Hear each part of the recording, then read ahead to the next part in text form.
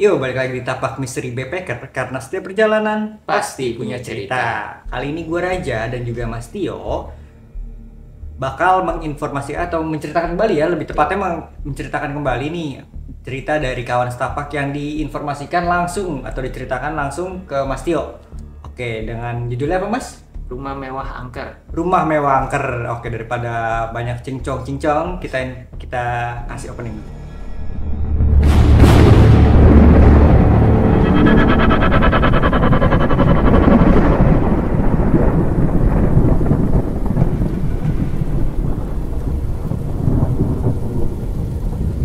Ya, jadi gimana Mas ceritanya Mas?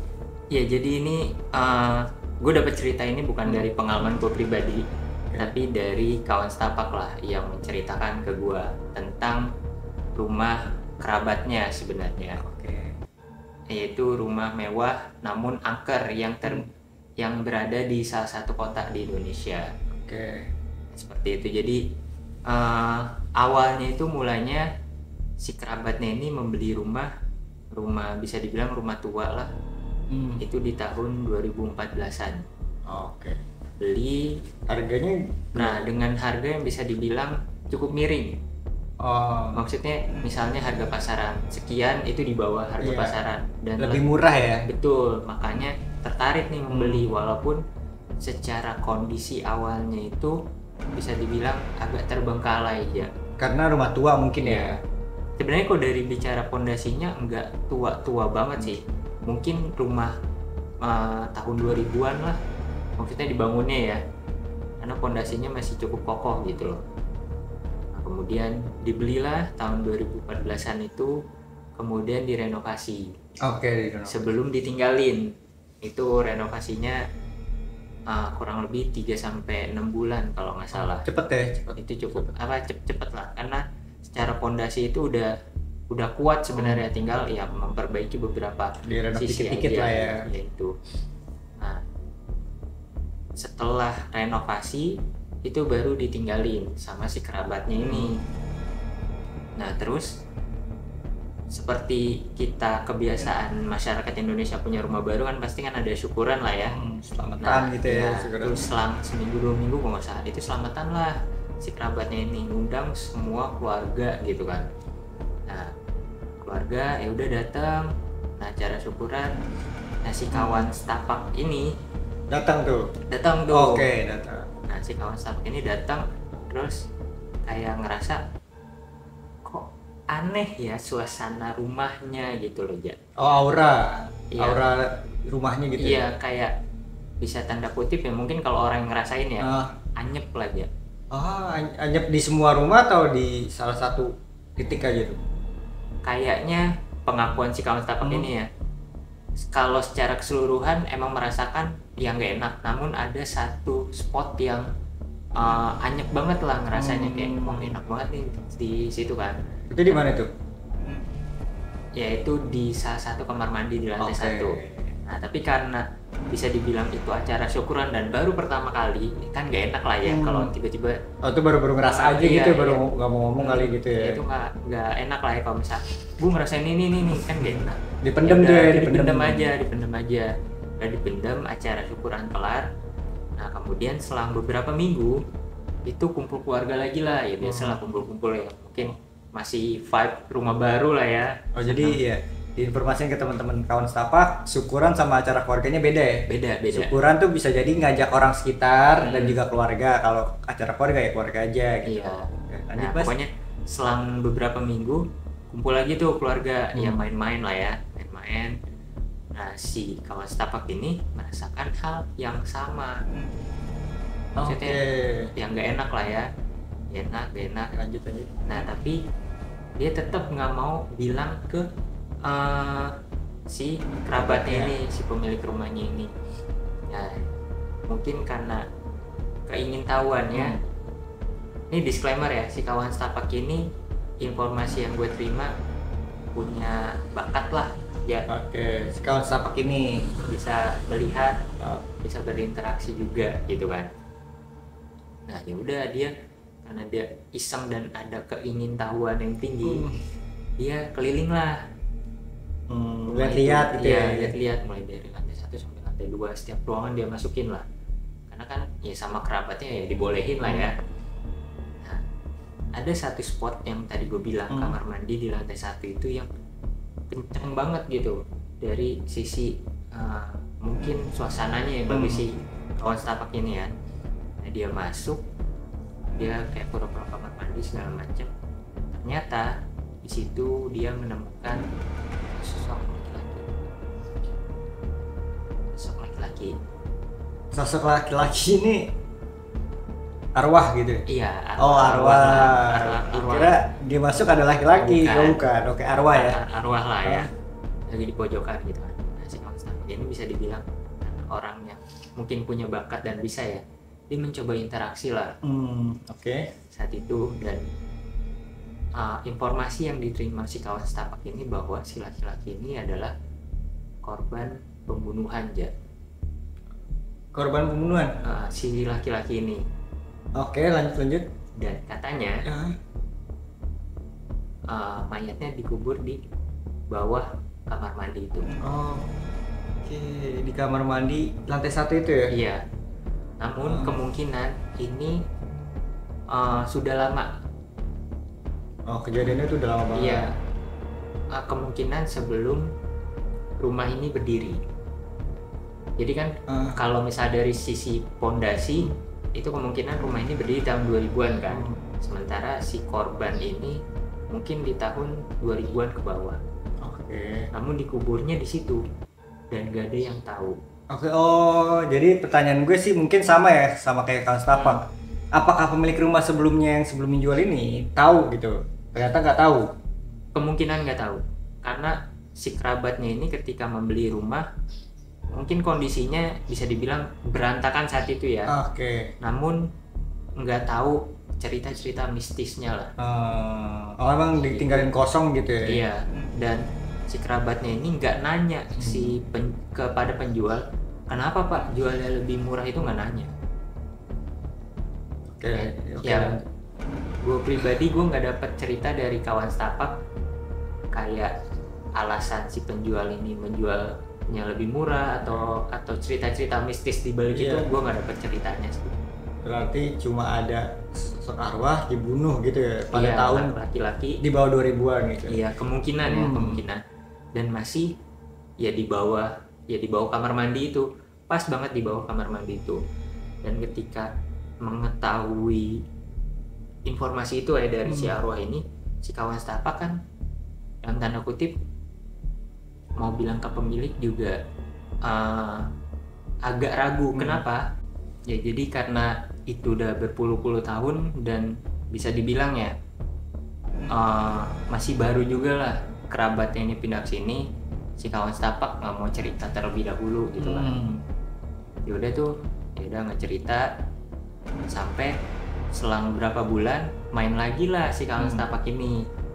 Nah kebetulan mainnya tuh bisa dibilang pagi ya, sekitar jam 10 jam 11 lah main. Nah terus naik ke lantai 2 terus turun lagi. Nah pas turun itu ngerasanya si kawan setapak kayak ada yang narik kayak baju narik baju itu di tangganya narik ke atas. Iya, maksudnya si kawan setapak ini kan mau turun kayak ditahan gitu loh bajunya. Ditarik ke belakang gitu. Iya, tarik ke belakang. Nah pas dilihat anak kecil. Tapi emang nggak ada anak kecil? Nggak ada. Nah berarti kalau di pikirannya si kawan setapak pas awal-awal beberapa bulan yang lalu dia ke situ, itu rumah tuh bisa dibilang belum rame ya. Tanda kutip ya, belum rame. Tapi sekarang itu udah lebih rame. Udah banyak lah. Nah itu ngerasain tuh, wah anak kecil, ini kemarin gue nggak ngeliat nih, kok sekarang ada gitu kan. Tapi ya nggak pikirin lanjut lah ya sama si kawan setapak. Oh ya udahlah. Nah kemudian anak kecilnya cabut. Iya. Pokoknya waktu habis narik gitu pengakuannya langsung hilang lagi lah. Kata kawan setapak ya. Selang berapa bulan itu ada bisa dibilang ya ada saudaranya dari kerabatnya kawan setapak ini yang kumpul lagi lah. Karena kebetulan lagi momentum liburan saat itu. Jadi keluarganya yang dari bisa dibilang dari daerah datang tuh ke situ ke kota itu kan, sekaligus ya liburan lah. Nah terus datang nginep tuh kan, karena kan bisa dibilang rumahnya mewah, beberapa kamar, ya udah nginep sini aja gitu kan. Terus nginep karena kebetulan ada wifi dan si saudaranya ini, si anaknya ini ya demen nonton drakor ya. Jadi dia sampai tengah malam lah tuh nonton drakor. Pokoknya yang lainnya tuh orang tuanya dan lain itu udah pada tidur. Dia sendirian? Iya, dia sendiri di lantai 1. Berani? Nah, di lantai 1. Ya mungkin kan dia nggak, apa ya, bisa dibilang nggak denger cerita-cerita itu kan. belum tahu ya? Ya belum tahu kan, karena bisa dibilang ya masih anak sekolah lah.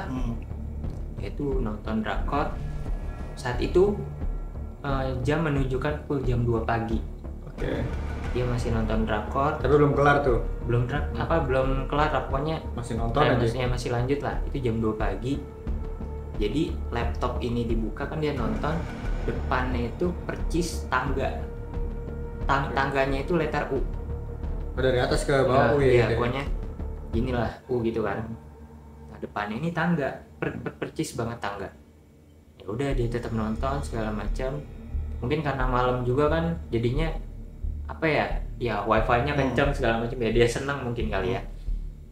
Terus nonton, tiba-tiba dia melihat di ujung tangga itu, pokoknya di yang U-nya itu aja, itu ada sosok wanita. Itu pakai baju putih, rambutnya panjang sebahu dan menutupi mukanya. Tapi itu emang bukan saudara-saudaranya gitu ya? Awalnya bukan keluarganya. Awalnya itu dia pikir saudaranya. Mungkin dia mau ke bawah, mau ngapain gitu kan, atau mau ke dapur atau gimana. Awalnya masih positif kayak gitu. Terus? Tapi dia tuh nggak turun-turun nih si sosok ini. Dia diam di situ, dan kalau diperhatiin kayaknya saudara gua nggak ada yang kayak gini deh, kata si saudaranya ini ya dalam hati ya. Jadi masih stay aja di depan laptop masih stay. Ya dia masih positif thinking, lagi nonton drakor, pakai headset lagi dia.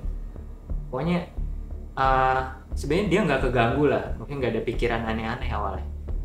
Namun ketika diperhatiin kayaknya nggak ada deh apa saudara kayak gini segala macam.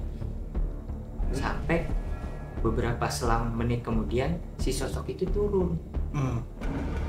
Tapi karena bisa dibilang kehalang laptop, jadi itu yang kelihatan cuma segininya doang dia. Nah si saudaranya ini yang waktu yang nonton drakor itu ya, dia nggak ngeh apakah si sosok ini mijak atau gimana, itu nggak ngeh. Pokoknya dia turun ya, nggak tahu napak apa enggak ya? Iya, masuk kamar mandi lantai 1 yang ada si korban itu kan. Masuk situ, dan itu bunyi beneran bunyi pintu kebuka, terus ketutup, jeduk gitu, keran nyala. Mandi kali. Nah keran nyala tuh, gue merinding sih. Jadi waktu keran nyala, dan salutnya si saudaranya ini kayak dia masih positif ya, segala macam gitu kan. Disamperin ke kamar mandi itu. Tapi walaupun kerannya nyala, lampunya mati ya. Sampai akhirnya itu dinyalain lagi lampunya, pintunya dibuka, kerannya dimatiin sama itu sosoknya. Bukan sama si saudaranya itu. Dimatiin kerannya, pintu ditutup lagi, lampunya dimatiin lagi. Baru ngelangkah beberapa langkah, keran itu nyala lagi. Tapi emang nggak rusak tuh kerannya? Nggak rusak, karena dia modelnya keran puter aja. Berarti kan otomatis harus ada yang muter dong, kayak gitu. Terus tuh berapa kali? Enggak, pokoknya dimatiin lagi nggak maksudnya? enggak. Enggak. Pokoknya abis dia dengar itu keran nyala lagi, dia langsung beres-beres laptopnya, langsung lari ke atas, langsung ke kamarnya gitu. Oke. Langsung ke kamarnya. Dia pengakuan dia nggak melihat muka si sosoknya itu ya, karena mukanya itu ya Oh, di kamar mandi itu kosong ya berarti? kosong. Waktu dia masuk juga itu kosong. Gelap lagi. Gelap gitu kan. Dan dia nggak melihat tuh sosoknya waktu turun mukanya gimana, itu nggak melihat. Nah terus dia langsung naik ke atas. Nah ketemulah sama, bisa dibilang kakaknya lah di situ. Nah kakaknya juga cerita, kakaknya tuh kayak baru kebangun aja. Ternyata kakaknya itu kebangun pengen ke kamar mandi yang di lantai 2. Namun dia ngeliat kok ada adeknya di tangga. Oke. Awalnya maksudnya masih baru bangun tidur kali, masih belum sadar lah ya, masih belum sadar 100%. Kok ada adik gue di kamar, ada di tangga gitu, ngapain diem doang. Tapi kita diperhatiin, bukan. Nah dia nggak ngeh kalau adeknya tuh ada di lantai bawah. Dia pikir tuh adeknya tuh udah tidur juga lah. Kenapa nggak dipanggil gitu ya? Ya dia nggak ngeh kalau adeknya ada di lantai bawah, masih nonton drakor itu. Dia nggak ngeh, dia pikir oh udah tidur bareng-bareng nih sama kita kan. Dia kebangun ya, dia karena pengen ke toilet gitu kan, dia yang di lantai 2, toilet lantai 2. Dan dia habis balik dari toilet ya dia melihat si sosok itu. Nah karena melihat si sosok itu, ya udah dia langsung lari lagi ke kamarnya. Nah dan pas adenya naik ketemu si kakaknya, masih dibilang ya masih kebangun lah ya, belum langsung tidur lagi pas di toilet. Dia langsung cerita si adenya itu, kan lu melihat gini. Terus si kakaknya juga nanggepin, ya gue juga lihat, gue pikir lu. Jadi 2 orang nih yang ngelihat dia, sosok yang sama. Di waktu yang bersamaan mungkin ya? Iya, di waktu yang bersamaan itu. Jadi kakaknya melihat dari point of view lantai 2, si adenya ngeliat diri point of view lantai 1. Itu. Berarti ada berapa sosok tuh yang tadi diceritain ya? Pertama yang korban pembunuhan. Iya, laki-laki. Terus anak kecil. Yang ini cewek nih. Cewek. Nah jadi usut punya usut, kata kawan setapak ya, yang ceritakan ini ke gua, ini banyak sumbernya. Tentunya sumber utamanya dari yang sosok pembunuhan ini. Jadi bisa dibilang korban kan, dia mengundang aura negatif lah untuk ke situ segala macam. Dan di belakang rumah itu ada pohon bambu gede aja. Nggak ditebang? Itu punya orang. Oh, punya orang. Namun dempetan banget sama dinding rumahnya. Dan kata kawan setapak, itu juga salah satu sumbernya. Ya emang kalau informasinya kalau ada kebun atau pohon bambu itu emang angker. Infonya sih. Nah jadi kemungkinan si kuntilanak itu sebenarnya dari belakang itu. Masuk ke rumah. Iya, masuk ke rumah. Kayak gitu. Dan infonya ya kata kawan setapak, itu kategorinya kuntilanak merah. Ya jahat lah tanda kutip aja ya. Maksudnya bukan jahat sih, secara energi lebih negatif, gede sampai dia bisa menampakkan dirinya segitu. Kayak gitu.